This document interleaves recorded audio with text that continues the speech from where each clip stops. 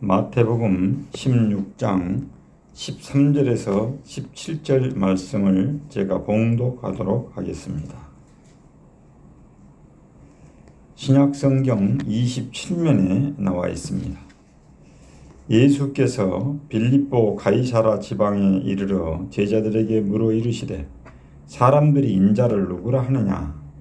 이르되 더러는 세례 요한, 더러는 엘리야, 어떤 이는 에레미야나 선지자 중에 하나라 하나이다. 이르시되 너희는 나를 누구라 하느냐? 시몬 베드로가 대답하여 이르되 주는 그리스도시요 살아계신 하나님의 아들이시니이다. 예수께서 대답하여 이르시되 바요나 시몬아 내가 복이 있도다. 이를 내게 알게 한 이는 혈육이 아니요 하늘에 계신 내 아버지시니라. 아멘. 여러분 반갑습니다. 우리 모두 서로 이렇게 한번 인사합시다. 내 삶의 주인은 예수 그리스도입니다. 내 삶의 주인은 예수 그리스도이십니다. 축복합니다. 사랑합니다. 축복합니다. 사랑합니다. 네, 오늘은 오순절 후 8번째 주일을 맞이하게 되었습니다. 그래서 오늘은 내 삶의 왕이신 예수 그리스도라는 제목으로 말씀을 전하고 함께 은혜를 받고자 합니다. 독일의 철학자이자 시인인 니체의 시를 뒤집어서 살아계신 하나님과 내 삶의 왕을 갈망하는 현대인들의 영혼을 깨우는 이 시를 한편 제가 읽어드림으로 설교의 서문을 열고자 합니다. 제목은 나의 왕, 나의 하나님께. 세상에 수많은 지식이 물었습니다. 예수가 누구냐고. 역사학자는 그를 혁명가라 불렀고 도덕주의자는 그를 성인이라 불렀습니다. 그러나 내 영혼의 가장 깊은 밤, 폭풍우 치는 인생의 바다 가운데서 나는 세상의 평론을 버리고 당신 앞에 엎드립니다. 주는 그리스도시요 살아계신 하나님의 아들이시니이다.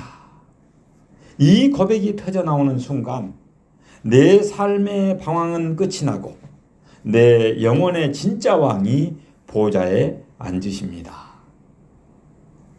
하나님께서 사랑하는 여러분, 오늘 우리는 방금 들으신 이 고백의 자리, 그리고 빌립보 가이사라 지방으로 우리가 함께 떠나고자 합니다. 여러분, 예수님은 세상이 나를 누구라 하느냐라고 질문을 넘어서서 너희들은 나를 누구라 하느냐라고 묻습니다. 오늘 마태복음 16장 말씀과 카톨릭의 위대한 신학자 발터 카스터가 그의 명저 예수 그리스도에서 통찰했던 그 살아계신 하나님의 신비를 통해서 지식의 예수님이 아닌 내 삶의 진짜 왕을 만나는 시간이 되시길 예수 이름으로 축원합니다. 여러분, 발터 카스터의 그 예수 그리스도는 제가 신대원 다닐 때 추천받았던 책인데 제가 또 오랜만에 이 책을 다시 읽으면서 많은 은혜를 받았습니다. 그래서 저는 이 유명한 명제의 책을 성경 말씀에서 조명해 보면서 설교를 함으로 함께 은혜를 나누고자 합니다. 이 발터 카스터의 예수 그리스도는 단순한 과거 인물이 아니라 오늘 우리의 삶에 현존하는 살아계신 하나님이라는 핵심 통찰과 완벽하게 맞물리는 유명한 애화입니다. 영국의 한 유명한 연극 배우가 대형 집회에 초청을 받았다고 합니다. 그는 청중들 앞에서 청중이 원하는 것은 무엇이든 낭송해 주겠다고 제안을 했습니다. 그때 한 노 목사님이 조용히 일어나서 시편 23편을 낭송해 주십시오라고 부탁했습니다. 배우는 흔쾌히 수락하면서 최고의 발성과 퍼펙트한 감정 연기로 시편 23편을 낭송했습니다. 여호와는 나의 목자시니 내게 부족함이 없으리로다. 낭송이 끝나자 객석에서는 우리와 같은 박수갈채가 터져나왔습니다. 과연 당대의 최고의 배우다운 완벽한 예술이었습니다. 박수가 가라앉은 후 배우는 갑자기 단상 아래에 앉아 계신 노 목사님을 바라보면서 말했습니다. 목사님, 이번에는 목사님께서 직접 이 시를 한번 낭송해 주시겠습니까? 라고 물었습니다. 그때 목사님은 느린 걸음으로 단상에 올랐습니다. 그리고 평생 주님과 동행하며 다듬어진 조금은 거칠고 떨리는 듯한 목소리로 고백하듯이 시편 23편을 암송하기 시작했습니다. 여호와는 나의 목자시니 내게 부족함이 없으리로다. 목사님은 낭송이 끝났을 때 객석에는 아까와 같은 올해와 같은 박수는 없었습니다. 대신 모든 청중들의 눈에 눈물이 고여 있었고 성령의 깊은 임재 속에 숙연한 침묵만이 감돌았습니다. 무대가 끝난 후 기자가 배우에게 물었습니다. 똑같은 시였는데 왜 이런 차이가 나는 것일까요? 배우는 고개를 숙이며 이렇게 대답했다고 합니다. 나는 시편 23편이라는 시를 잘 알고 있었지만 저 노 목사님은 시편 23편의 목자를 진짜 알고 계셨기 때문입니다. 라고 답변했다고 합니다. 세상은 예수님을 위인전의 한 페이지로 지식의 한 텍스트로 압니다. 그러나 오늘 예수님의 제자 베드로는 뭐라고 고백합니까? 주는 그리스도시요 살아계신 하나님의 아들입니다. 라면서 자신의 목자이신 예수님을 온몸으로 고백하고 있습니다. 발터 카스퍼는 그 책에서 그리스도론의 핵심은 지식 탐구가 아니라 살아계신 인격과의 만남과 고백이라고 말하고 있습니다. 오늘 이 설교를 통해서 지식의 예수님을 넘어서서 내 삶을 통치하시는 진짜 왕이신 예수 그리스도를 대면하는 역사가 일어나시기를 바랍니다. 오늘 전하는 본문 마태복음 16장 13절에서 17절 말씀은 기독교 신앙의 뼈대를 이루는 베드로의 위대한 신앙 고백 사건입니다. 여기에 현대 그리스도론의 거장인 발터 카스퍼 추기경의 명저 예수 그리스도의 핵심 통찰인 역사의 예수님과 신앙의 그리스도의 조화, 그리고 예수님의 인격과 사역의 일치라는 신학적 중심 정신을 융합하여서 성도님들이 관념적인 예수님이 아니라 내 삶의 진정한 주인으로 고백하도록 이끄는 말씀을 통해서 바른 신앙 고백을 하고자 합니다. 하나님께서 사랑하는 여러분, 오늘 아침 우리는 가이사라 빌립보라는 도시 한복판으로 갑니다. 그래서 그 도시 한복판에서 제자들에게 던지신 예수님의 그 날카롭고도 본질적인 질문 앞에 우리는 서 있습니다. 당시의 가이사라 빌립보는 거대한 로마 황제의 신전과 자연의 신인 판의 신전이 장엄하게 서 있는 곳이었습니다. 그래서 세상의 권력과 물질의 풍요가 지배하던 그런 곳이었습니다. 그 화려한 세상의 중심에서 예수님은 제자들에게 물으셨습니다. 사람들이 나를 누구라 하느냐? 제자들이 대답합니다. 더러는 세례 요한, 더러는 엘리야, 더러는 에레미야나 선지자 중 하나라고 말합니다. 여러분, 그들의 대답은 나름대로 다 일리가 있는 대답이었습니다. 왜 그러냐?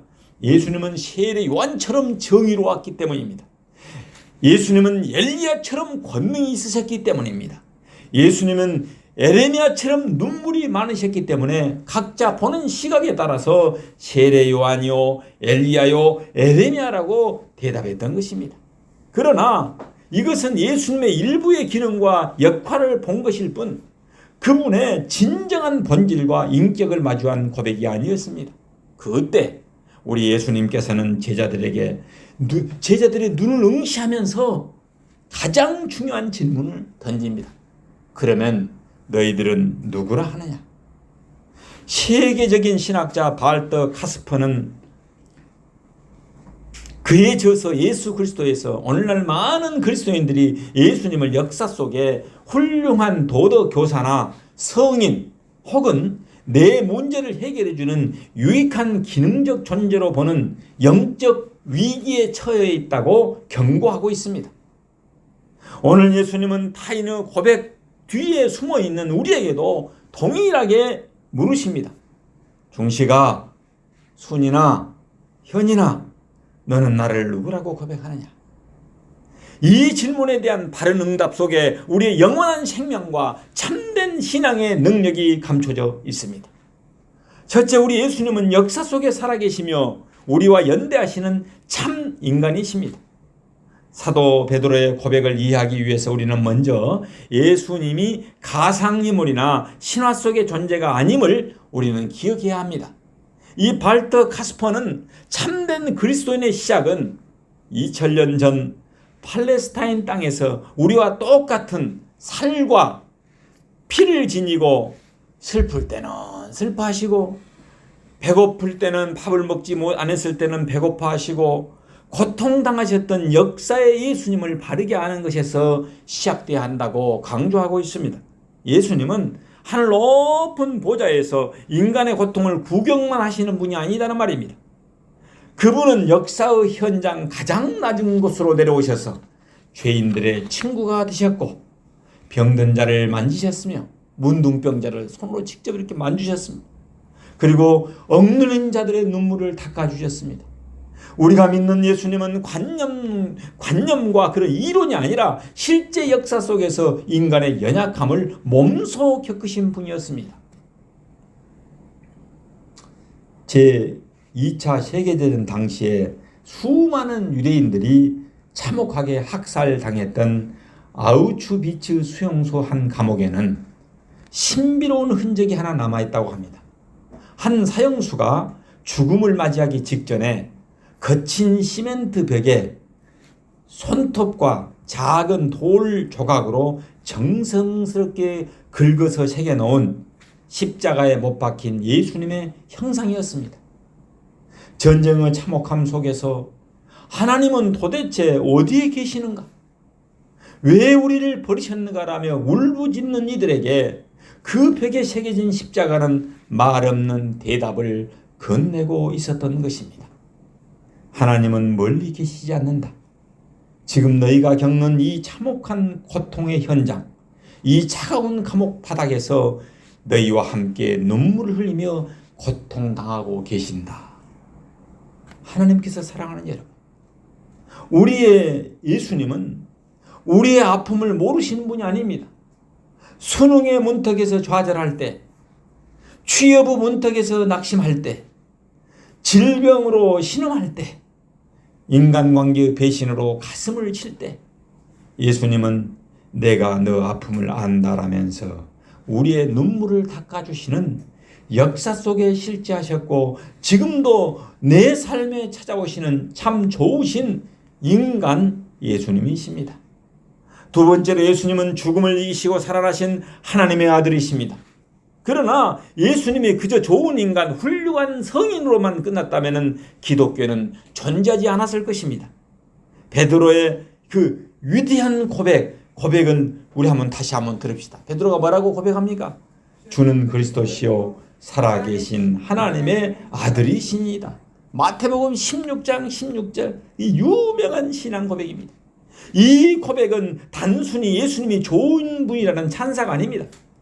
그분이 바로 구약에 기다렸던 그 메시아 그리스도이시며 죽음의 권세를 깨뜨리시고 부활하셔서 지금도 우주 만물을 다스리고 계시는 살아계신 하나님의 아들이라는 대선포인 것입니다.